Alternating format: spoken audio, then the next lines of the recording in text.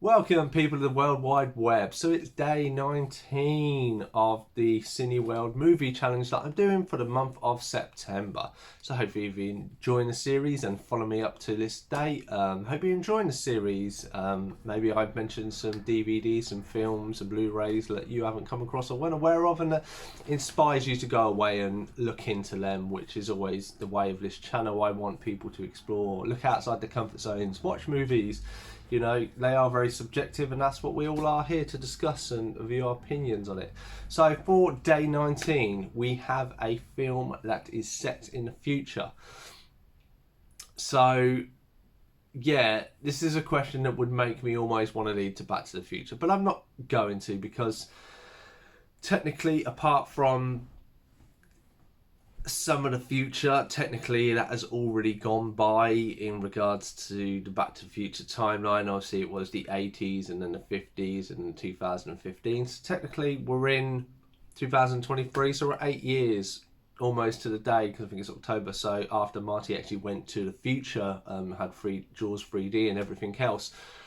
So technically I don't feel you can actually class that movie as a set in the future, because it was at the time, but it's not now, and this is when I'm doing this, and that would have been my go-to. So you're then kind of thinking, I would then trying to think out the box and going through, having looking through some lists, because it really is hard. I have such a big array of movies, and the future is very, because it's not set as far as we are aware, that anything could kind of be classed as in the future. But I fixated on one when I was going through all these lists and stuff of what movies were set in the future and stuff, and this one gravitated to me.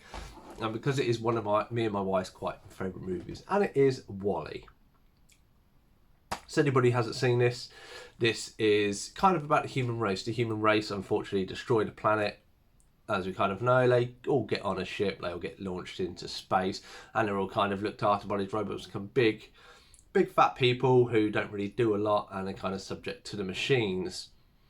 You can kind of see with people with mobile phones, and you know, that is the way kind of we are in some retrospects. And obviously unfortunately the planet has been left to rubble.